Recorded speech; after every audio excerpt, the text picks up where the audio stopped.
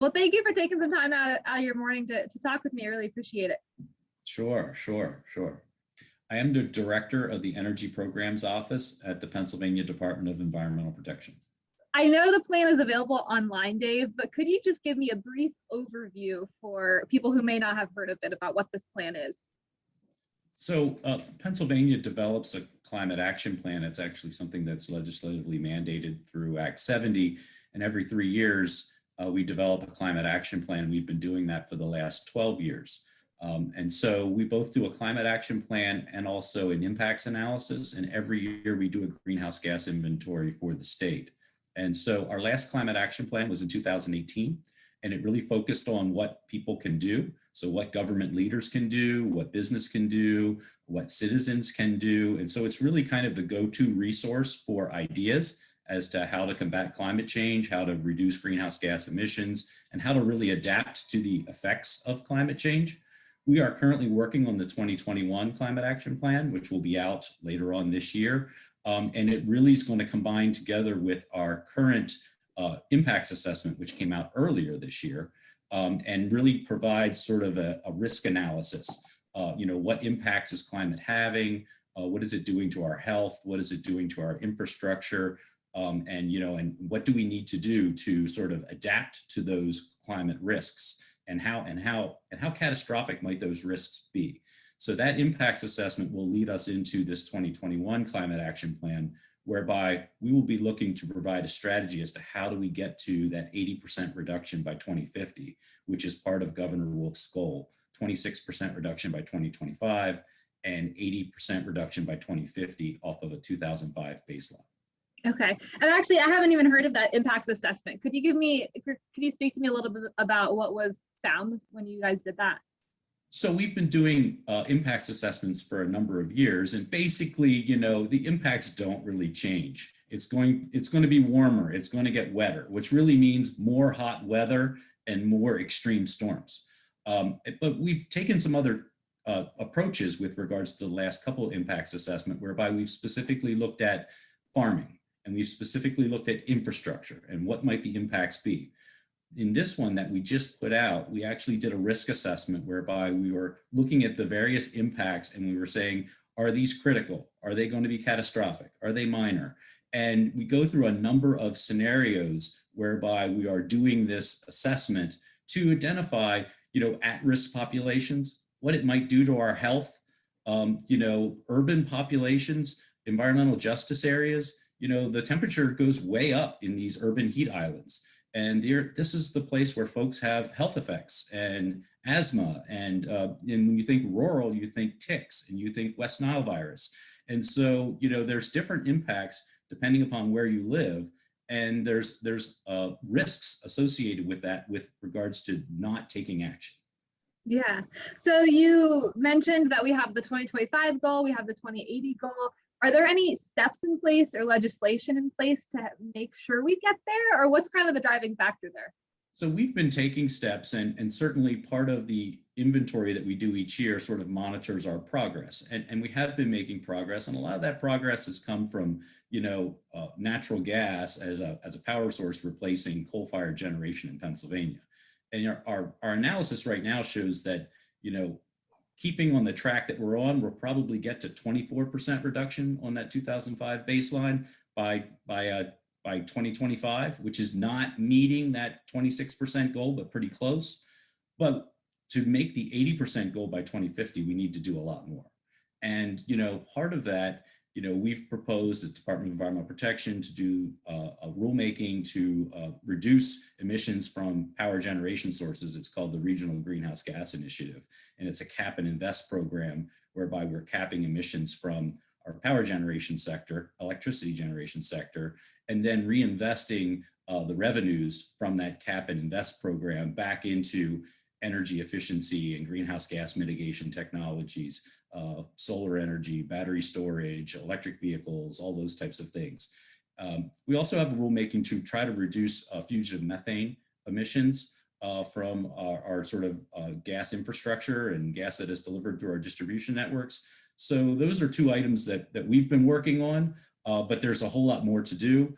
And in reality, that 2018 climate action plan that I mentioned, which is really the go-to resource for what you can do, there's a whole list in there of sort of government actions that we can take that we should be implementing, including much more energy efficiency, including strengthening our resilience relative to the damaging effects of these storms, subject to, planting trees and recycling and reusing and composting and all of those things that you would normally think of as being sort of environmental measures. But at the end of the day, if they're reducing our greenhouse gas emissions, use of carbon-based fuels, we're really moving forward with regards to reaching those goals.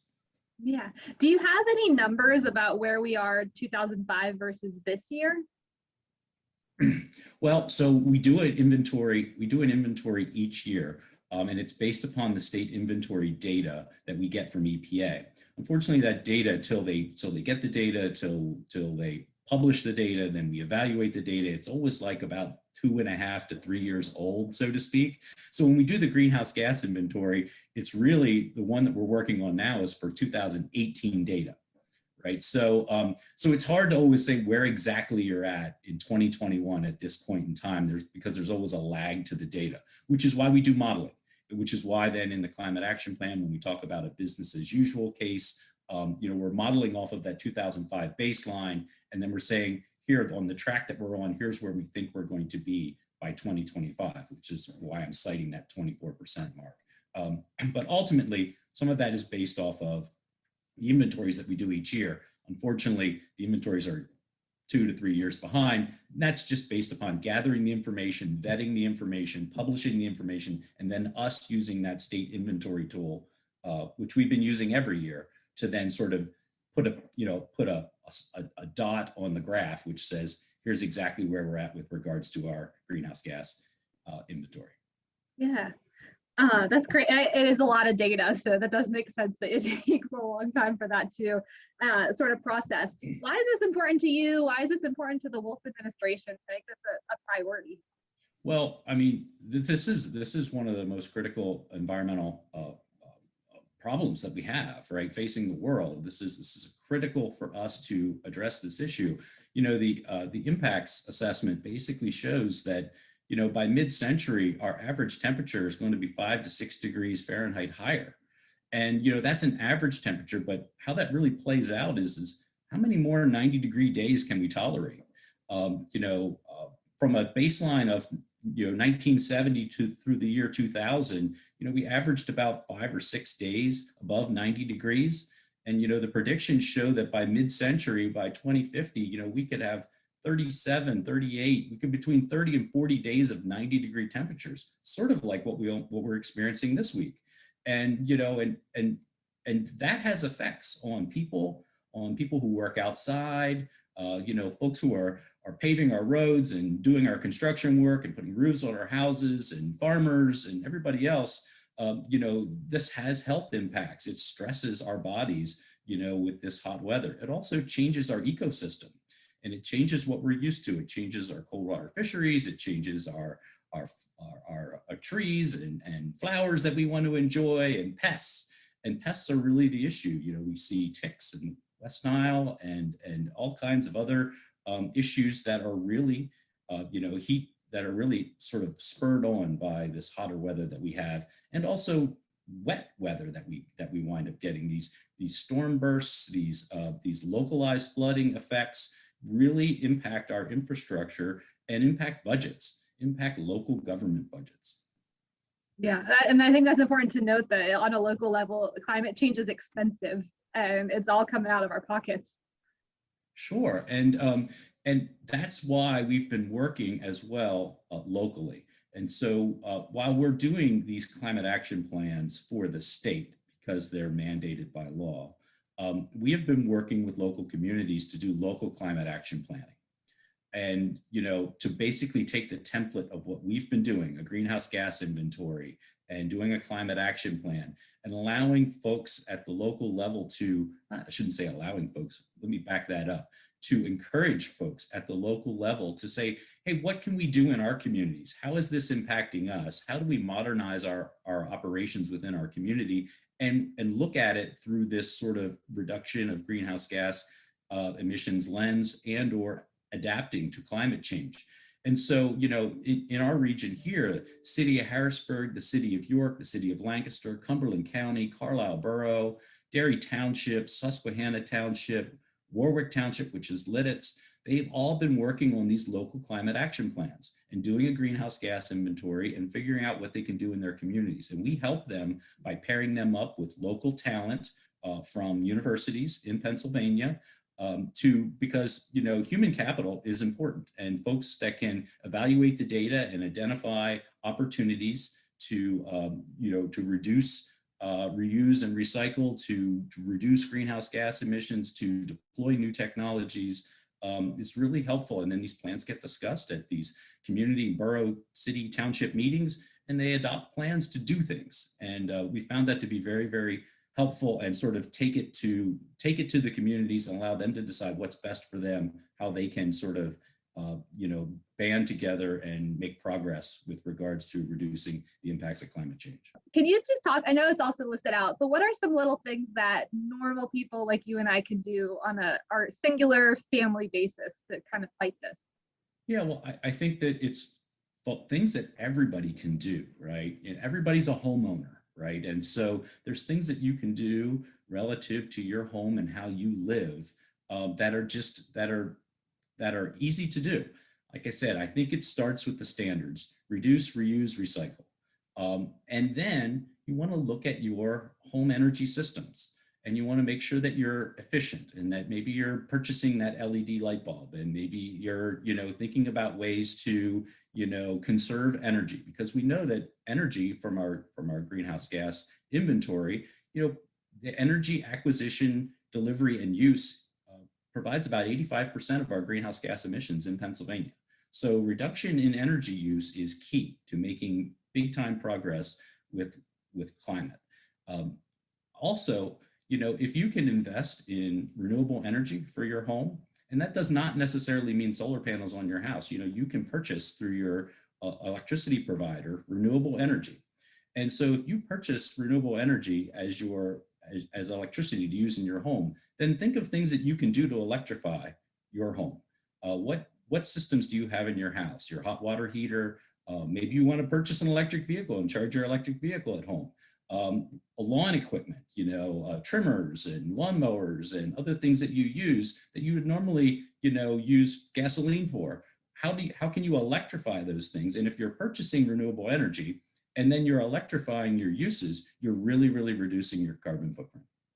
This might not be something but I'll ask and see. Do you know if electric cars, are they getting purchased more in the state? Are we seeing them more?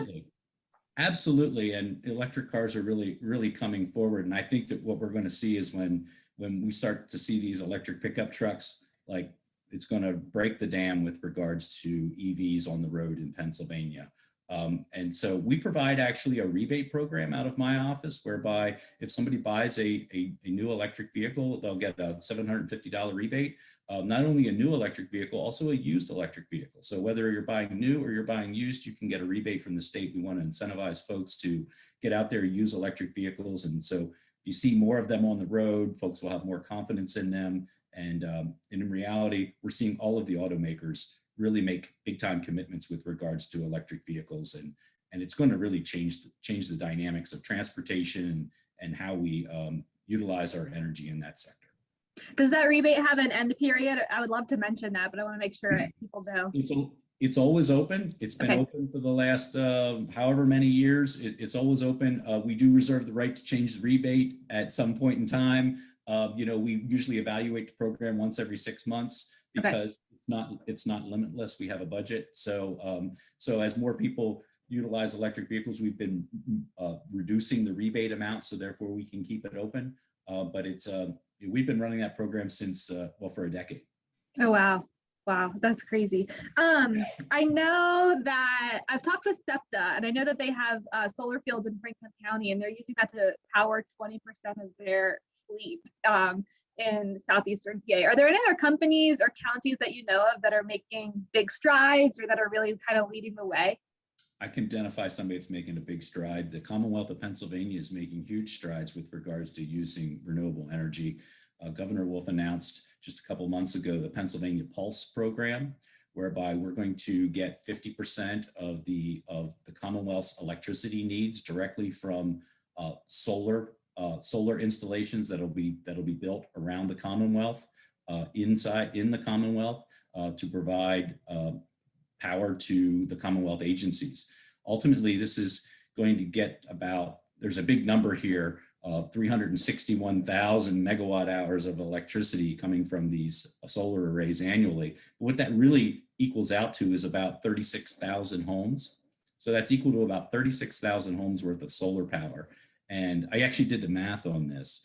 And if you count the homes in the city of Harrisburg, in the city of Chambersburg, and in the city of Hershey, if Hershey is really a city, we call it a town maybe, it equates to all the homes in the city of Harrisburg, the city of Chambersburg, and Hershey together.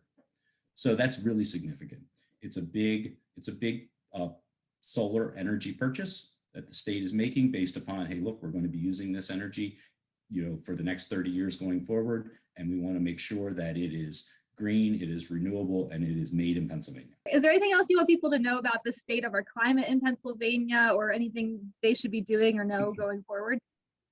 I just think that it's important to know that our climate is changing. And I think that folks, folks of a certain age are definitely aware of that. And you can see these effects, and you can see them on our infrastructure. You can see them on our hot summer days, and sometimes our very warm nights, I think, which should not be forgotten. And that, that there's things that we can do, simple things that we can do, plant trees, provide some shade for your house, but also understand that, that there are at-risk populations in Pennsylvania, and there are places where there are not a lot of solutions, and we're all in it together. And everything that we do, every little thing that we do counts for everybody. And there's some folks that may have it worse off than you. So things that you can do are not only just for you, it's for everybody. That's awesome. I think those are great words to live by. Well, I really appreciate it, you taking some time out of your day